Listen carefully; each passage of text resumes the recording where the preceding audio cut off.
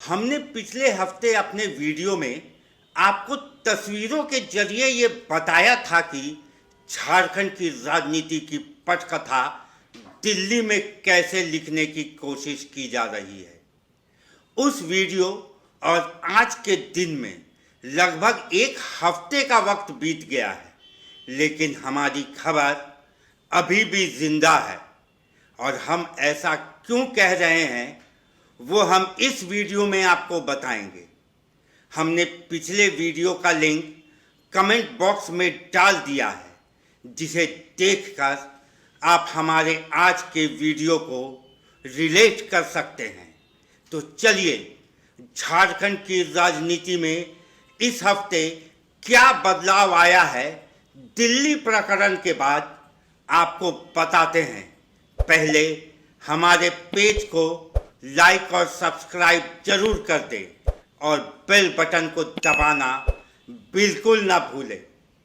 कल आपने देखा कि कैबिनेट की बैठक के बाद सूबे के मुख्यमंत्री हेमंत सोरेन मीडिया से मुखातिब हुए और कहा कि दिसोम गुरु शिबू सोरेन ने बहुत सारे जंग जीते हैं और वो इस जंग को भी जीत जाएंगे। ऐसा वो अपने पिता शिबू सोरेन की तबीयत को लेकर बोले।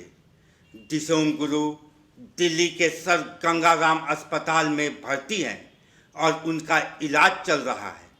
इस प्रकरण के बाद मुख्यमंत्री हेमंत सोरेन फौरन दिल्ली रवाना हो गए।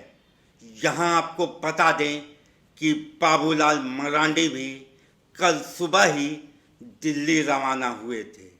अब जब फिर से दोनों नेता दिल्ली पहुंचे हुए हैं तो राज्य की सियासी गलियारों में बातें शुरू हो गई है। हेमंत सोरेन से बीजेपी लगातार मधुर संबंध बनाने में लगी हुई है।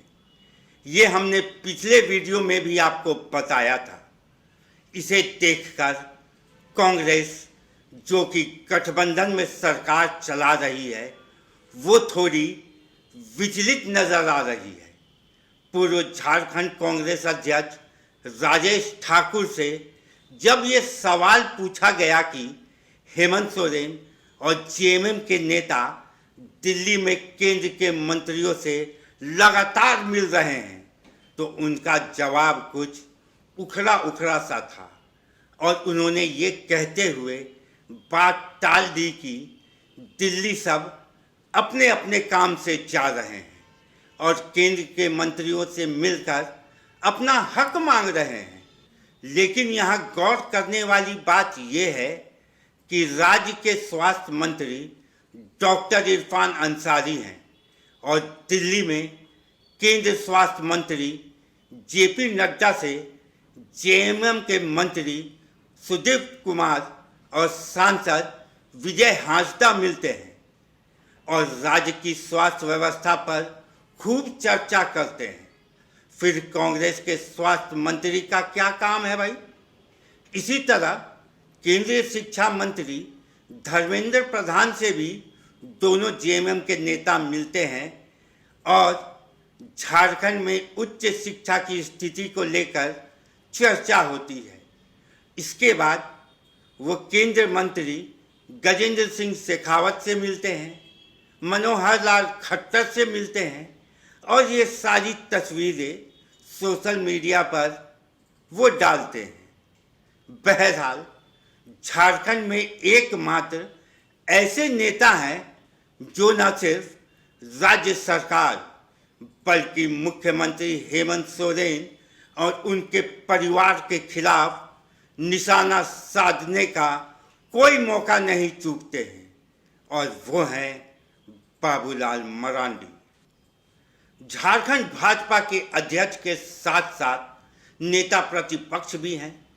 राज्य के पहले मुख्यमंत्री भी रह चुके हैं। भ्रष्टाचार और अपराध के मामलों को जोर शोर से उठाते रहे हैं, लिहाजा झामुमो के भी निशाने पर रहते हैं। लेकिन हाल के दिनों में उनके तेवर में नरमी देखने को मिल रही है। हमले की जगह सरकार को वो सलाह दे रहे हैं, खासकर मुख्यमंत्री हेमंत सोरेन को। ऊपर से मुख्यमंत्री भी उनके सवालों पर संज्ञान ले रहे हैं। लिहाजा राजनीतिक गलियारों में इस हृदय परिवर्तन की खूब चर्चा हो रही है। तरह तरह के मायने निकाले जा रहे हैं। राजनीति में हर कदम नफा और नुकसान की बुनियाद पर तय होता है। सिमडेगा में बच्ची के साथ दुष्कर्म मामले में बाबूलाल मरांडी के सुझाव पर सीएम ने संज्ञान लिया था। दूसरा सुझाव आया निशिकांत दुबे की पत्नी के लिए एफआईआर मामले में। इस नरमी को हाईकमान के इशारे का नतीजा कहा जा सकता है। बड़े नेता सीधा हमला करने से बच रहे हैं। हालांकि प्रवक्ता सब जो हैं वो सरकार पर निशाना तो साध ही रहे हैं। इस बैलेंस अप्रोच का मतलब सीएम को गुड पॉकेट में रखने का एक प्रयास कहा जा सकता है। हाल के दिनों में भाजपा के तमाम बड़े नेता दिल्ली में गुरुजी के जल्द स्वस्थ होने की कामना के साथ सीएम से मिले थे। 22 जुलाई को दिल्ली से लौटते ही 23 जुलाई के दिन सीएम भी भाजपा के वरिष्ठ नेता करिया मुंडा का हाल जानने मेडिका अस्पताल जा चुके हैं। फिर भी यह नहीं कहा जा सकता कि कुछ होने वाला है। अभी बहुत कुछ पकना बाकी है। अभी तो शुरुआत है। इसके लिए बिहार चुनाव तक इंतज़ार करना होगा।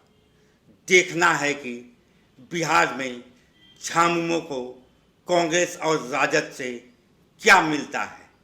वैसे कांग्रेस का शीर्ष नेतृत्व भी झारखंड में अपने नेताओं से कह चुका है कि गठबंधन धर्म का पालन करना होगा। बाबूलाल मरांडी के तेवर में नरमी सिर्फ मुख्यमंत्री को लेकर ही है। साहिबगंज में बीमार किशोरी को वक्त पर एम्बुलेंस नहीं मिला। उसे खाट पर लाद कर अस्पताल पहुंचाया गया, फिर भी जान नहीं बची। डेड बॉडी ले जाने के लिए एम्बुलेंस नहीं मिली। इसका जिक्र करते हुए बाबूलाल मरांडी ने स्वास्थ्य मंत्री पर निशाना साधते हुए कहा कि ऐसे निकम्मे मंत्री न सिर्फ सरकार पर बल्कि जनता पर भी बोझ बन गए हैं। एक और मामला 2 दिन पहले की घटना का है। धनबाद के बाघमारा में अवैध कोयला खदान के चाल धंसने से 9 मजदूरों की मौत हो गई। इतनी बड़ी घटना पर भी दुख जताते हुए झारखंड पुलिस से आरोपियों के खिलाफ बाबूलाल ने कार्रवाई की मांग की। उन्होंने हादसे को झामुमो, कांग्रेस और राजद नेताओं के पैसे की भूख का जिक्र किया। आमतौर पर ऐसे मामले में बाबूलाल मरांडी सीधे मुख्यमंत्री पर निशाना साधते रहे हैं। अब मुख्यमंत्री को लेकर इस हफ्ते भी बीजेपी जो है वो काफ़ी नर्म दिखाई दे रही है और जेएमएम की ओर से भी कोई बड़ा नेता कुछ नहीं बोल रहा है। इसके मायने काफ़ी कुछ निकल रहे हैं। खैर आगे आगे देखिए होता है क्या, क्योंकि राजनीति में कुछ भी फिक्स नहीं है। अभी के लिए बस इतना ही। झारखंड की राजनीति पर हमारी पैनी नज़र बनी रहेगी। सूबे की राजनीति को समझने के लिए देखते रहिए न्यूज़ फ्रेम। जय हिंद, जय भारत, जोहार झारखंड।